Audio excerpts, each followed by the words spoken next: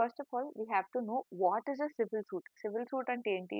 It is a legal case which is filed in the civil court. అంటే ఏదన్నా case మనం civil కోర్ట్‌లో file చేసేదాన్ని సివిల్ సూట్ అంటాం. సో, ఈ సివిల్ సూట్ అనేటిది ఎప్పుడు ఫైల్ చేస్తాం? ఒక పర్సన్‌ది లేదంటే వన్ ఆర్ మోర్ పర్సన్స్‌ది పర్సనల్ లేదంటే ప్రాపర్టీ రైట్స్ వయోలేట్ అయినప్పుడు, ఎఫెక్ట్ అయినప్పుడు వాళ్ళు కోర్ట్ నుంచి ఒక రెమెడీ సీక్ చేస్తారనమాట జస్టిస్ కోసం. సో, అట్లాంటి టైంలో సివిల్ సూట్ అనేటిది ఒక సివిల్ కోర్ట్‌లో అంటే లీగల్ కేస్ అనేటిది సివిల్ కోర్ట్‌లో ఫైల్ అవుతుంది. ఇప్పుడు what are the stages in the civil suit? There are 3 stages in the civil suit. Pre litigation stage, litigation stage and post litigation stage. ఇప్పుడు వాటిని మనం డీటెయిల్‌గా చదువుదాం. ప్రీ లిటిగేషన్ స్టేజ్‌లో మనకు మళ్ళీ 4 సబ్ డివిజన్స్ ఉన్నాయి. యూజువల్‌గా ప్రీ లిటిగేషన్ స్టేజ్ అంటే ఏంటి? మన పర్సనల్ గాని, ప్రాపర్టీ రైట్ గాని వయోలేట్ లేదంటే ఎఫెక్ట్ అయినప్పుడు ఫస్ట్ అవతల వ్యక్తికి ఒక లీగల్ నోటీస్ పంపిస్తాం. సో, ఇది first sub division. Legal notice వచ్చేసి పంపించడం మ్యాండేటరీ కాదు, కంపల్సరీ కాదు. But it is always preferred. But in case of government cases అంటే మనం ఒకవేళ సూట్ గవర్నమెంట్ అగెయిన్స్ట్ ఫైల్ చేస్తే మాత్రం లీగల్ నోటీస్ అనేటిది కంపల్సరీ. యూజువల్‌గా ఒక లీగల్ నోటీస్ అనేటిది అడ్వకేట్ పంపిస్తాడు. లేదంటే సింపుల్ లీగల్ నోటీసెస్ అయితే సమ్‌టైమ్స్ పార్టీ గూడా పంపిస్తారు. నెక్స్ట్ సబ్ డివిజన్ వచ్చేసి ఫైలింగ్ ఆఫ్ ప్లెయింట్.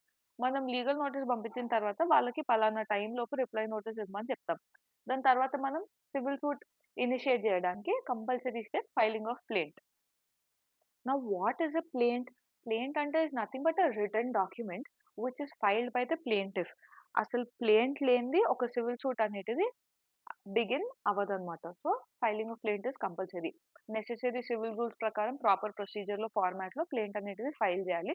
ప్లెయింట్‌తో పాటు vakalatnama, other necessary documents, court fees ఇంకేమైనా ప్రాసెస్ ఫార్మ్స్ ఎక్సెట్రా అవన్నీ ఉంటే గూడా ప్లెయింట్ ఫైల్ చేసేటప్పుడు అవన్నీ కోర్ట్‌కి సబ్మిట్ చేయాలి.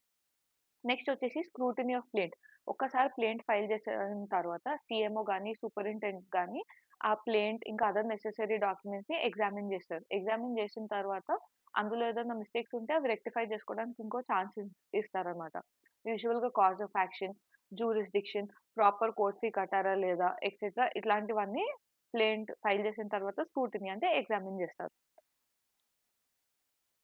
ప్లెయిన్ స్క్రూటినీ అయిపోయిన తర్వాత అంత ప్రాపర్ ఫార్మాట్‌లో ఉండి, ప్రొసీజర్‌లో ఉండి అన్ని డాక్యుమెంట్స్ ఓకే అనుకున్నప్పుడు ప్లెయింట్‌కనేటిది ఒక నంబర్ ఇస్తారనమాట. సో, అక్కడి నుంచి మన సూట్ కేస్ నంబర్ అయిన తర్వాత ఈ ప్రొసీజర్ అనేటిది నెక్స్ట్ మనకి లిటిగేషన్ స్టేజ్‌లో వెళ్తుంది. ఇప్పుడు లిటిగేషన్ స్టేజ్‌లో ఓవరాల్‌గా మనకి 14 స్టెప్స్ ఉంటాయి. ఫ్రమ్ సమ్మన్స్ నుంచి డిక్రీ వచ్చే వరకి అంతా లిటిగేషన్ స్టేజ్‌లో కవర్ అవుతుంది. లిటిగేషన్ స్టేజ్‌లో ఫస్ట్ స్టెప్ వచ్చేసి summons. The court sends summons to the defendant. అంటే సమ్మన్స్ అనేటిది డిఫెండెంట్స్‌కి పంపిస్తుంది. అందులో date of appearance, plaint and other documents కూడా అటాచ్ చేసి పంపిస్తారు. సో, సమ్మన్స్ వచ్చిన తర్వాత ఆ డిఫెండెంట్ ఎవరైతే ఉన్నారో ఆ పర్టిక్యులర్ డేట్ రోజు కోర్ట్‌లో అపియర్ అవ్వాలి. సమ్మన్స్ అయిపోయిన తర్వాత నెక్స్ట్ రిటన్ స్టేట్‌మెంట్. ఒకవేళ డేట్ ఆఫ్ అపియరెన్స్ రోజు డిఫెండెంట్ అనే అతను కోర్ట్‌కి రాలేదనుకోండి, he will be marked as ex parte. ఒకవేళ వచ్చి రిటన్ స్టేట్‌మెంట్ ఫైల్ చేస్తే it will be accepted. Suppose తను డేట్ ఆఫ్ అపియరెన్స్ రోజు కోర్ట్‌కి వచ్చి రిటన్ స్టేట్‌మెంట్ ఫైల్ చేయకపోతే then the right of filing written statement అతనిది ఫోర్‌ఫెయిట్ అయిపోతుంది. కాన్సెల్ అయిపోతుంది. దీని తర్వాత లేటర్ వాళ్ళు మళ్ళీ ఫైల్ చేయొచ్చు గానీ దానికి నెసెసరీ స్టెప్స్ అండ్ ప్రొసీజర్స్ నేను ఫర్దర్ వీడియోస్‌లో ఎక్స్‌ప్లెయిన్ చేస్తాను.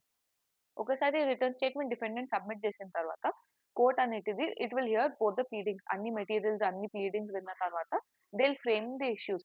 ఈ ఇష్యూస్ అనేటిది ఒక కేస్‌ది క్రక్స్ అన్నమాట. అంటే కోర్ ఈ ఇష్యూస్ పైనే కేస్ అనేటిది లైక్ డిసైడ్ అవుతుంది. యూజువల్‌గా ఇష్యూస్ అంటే ఏంటంటే ఒక పార్టీ కంటెస్ట్ చేసి ఇంకో పార్టీ దాన్ని యాక్సెప్ట్ చేయకపోతే అట్లాంటివి మాత్రమే మనం ఇష్యూస్ అంటాం. సో, కోర్ట్ అనేటిది ఇష్యూస్ ఫ్రేమ్ చేస్తుంది. ఒకసారి ఇష్యూస్ అనేటిది ఫ్రేమ్ అయ్యాక ప్లెయింటిఫ్ ఎవరైతే ఉంటారో వాళ్ళొక చీఫ్ ఎవిడెన్స్ అఫిడవిట్ అనేటిది ఫైల్ చేస్తారు. దాంతో పాటు ఫైల్ చేసిన నెసెసరీ డాక్యుమెంట్స్ అవి సర్టిఫైడ్ కాపీస్ గాని, ఒరిజినల్ డాక్యుమెంట్స్ అయితే జడ్జ్ ఏ1, ఏ2, ఏ3 ఎగ్జిబిట్స్ ఎక్సెట్రా లాగా దాన్ని మార్క్ చేస్తారనమాట. నెక్స్ట్ వచ్చేసి క్రాస్ ఎగ్జామినేషన్ ఆఫ్ ప్లెయింటిఫ్. ఇందులో డిఫెండెంట్ కౌన్సిల్ అనేవారు ప్లెయింటిఫ్‌ని క్వెషన్స్ అడుగుతారు. ప్లెయింటిఫ్ ఓత్ తీసుకొని ఇచ్చిన స్టేట్మెంట్స్ గాని, డిఫెండెంట్ కౌన్సిల్ క్వెషన్స్‌కి ఇచ్చిన ఆన్సర్స్‌ని గాని మనం డెపోజిషన్ అని అంటామనమాట. నెక్స్ట్ వచ్చేసి ఫర్దర్ ఎవిడెన్స్ ఆఫ్ ప్లెయింటిఫ్. ఈ ప్లెయింటిఫ్‌ని యూజువల్‌గా పీడబ్ల్యూ అని అంటారు. దీన్ని కాకుండా ఇంకెవరైనా ప్లెయింటిఫ్స్ ఎవిడెన్స్ ఇస్తే వాళ్ళని పీడబ్ల్యూ2, పీడబ్ల్యూ3 ఎక్సెట్రా అలా అంటారు. అండ్ నెక్స్ట్ వాటిది కూడా సేమ్ ఇదే ప్రొసీజర్ కంటిన్యూ అవుతుంది. ప్లెయింటిఫ్ ఎవిడెన్స్ అంతా క్లోజ్ అయిన తర్వాత నెక్స్ట్ కమ్స్ డిఫెండెంట్ ఎవిడెన్స్. అప్పుడు వాళ్ళు చీఫ్ డిఫెండెంట్ ఎవిడెన్స్ అఫిడవిట్ ఏదైతే ఉందో అది ఫైల్ చేస్తారు. And same procedure is repeated again. ఈసారి క్రాస్ ఎగ్జామినేషన్ అనేటిది ప్లెయింటిఫ్ కౌన్సిల్ చేస్తారు. అండ్ డిపోజిషన్ అవుతుంది. Both plaintiff and defendant evidence అన్నీ క్లోజ్ అయిపోయి క్రాస్ ఎగ్జామినేషన్, ఫర్దర్ ఎగ్జామినేషన్ అన్నీ క్లోజ్ అయిన తర్వాత నెక్స్ట్ వచ్చేసి ఆర్గ్యుమెంట్ స్టేజ్ వస్తుంది. ఫస్ట్ ప్లెయింటిఫ్ ఆర్గ్యుమెంట్స్ వింటారు. ఆ ప్లెయింటిఫ్ ఆర్గ్యుమెంట్స్‌లో యూజువల్‌గా ఫ్యాక్ట్స్ ఆఫ్ ది కేస్ గాని, లేదంటే వాళ్ళు ఇచ్చిన డిపోజిషన్ మెటీరియల్ బేసిస్ పైన, లేదంటే అదర్ ఎవిడెన్స్ ఎక్సెట్రా వీటి గురించి ప్లెయింటిఫ్ కౌన్సిల్ ఆర్గ్యుమెంట్ అడ్వాన్స్ చేస్తారు. నెక్స్ట్ వచ్చేసి డిఫెండెంట్ నుంచి ఆర్గ్యుమెంట్స్ అడ్వాన్స్‌మెంట్ అవుతుంది. ఈ 2 అయిపోయిన తర్వాత the court will reserve the case for judgment. అంటే కోర్ట్ అనేటిది జడ్జ్‌మెంట్ ఇవ్వడానికి కేస్ అనేటిది రిజర్వ్ చేస్తుంది. అప్పుడు ఈ ఆర్గ్యుమెంట్స్ అయిన క్లోజింగ్ డేట్ నుంచి వితిన్ 30 డేస్ లోపు కోర్ట్ అనేటిది జడ్జ్‌మెంట్ ఇవ్వాలి. సమ్‌టైమ్స్ ఇది ఫర్దర్‌గా ఇంకో 60 డేస్ వరకి ఫర్దర్‌గా ఎక్స్‌టెండ్ చేయొచ్చు. అండ్ నెక్స్ట్ లాస్ట్ వచ్చేసి మనకి జడ్జ్‌మెంట్ ఇంకా డిక్రీ. జడ్జ్‌మెంట్‌లో ఏమవుతుందంటే కోర్ట్ అనేటిది ఫ్యాక్ట్స్ ఆఫ్ ది కేస్, దాని తర్వాత కంటెన్షన్ ఆఫ్ ది పార్టీస్ వాళ్ళు ఏం చెప్పారు, దాని తర్వాత ఎవిడెన్స్ అండ్ నెక్స్ట్ ఇష్యూస్ ఇవన్నీ బేసిస్ పైన ఫైనల్ జడ్జ్‌మెంట్ ఇస్తుందన్నమాట. లాస్ట్ స్టేజ్ వచ్చేసి decree. Decree is nothing but the operative part of the judgment. Judgment వచ్చేసి ఒక డీటెయిల్డ్‌గా ఉంటుంది. వేరస్ డిక్రీ అనేటిది ఒక షార్ట్ సమ్మరీ. ఫైనల్ ఆర్డర్ ఏంటి, ఎవరు ఏం చేయాలి అనేటిది ఆ ఎగ్జిక్యూటివ్ పోర్షన్ అనేటిది డిక్రీలో ఉంటుంది. This is the end of the litigation stage. Then we enter into the post litigation stage. Post litigation stage consists of execution of decree. నార్మల్‌గా ఒక డిక్రీ వస్తే సరిపోదు. దాన్ని మనం ఎగ్జిక్యూట్ చేయకపోతే, ఎన్ఫోర్స్ చేయకపోతే కంప్లీట్‌గా డిక్రీ, జడ్జ్‌మెంట్ ఇవన్నీ యూజ్‌లెస్ అన్నమాట.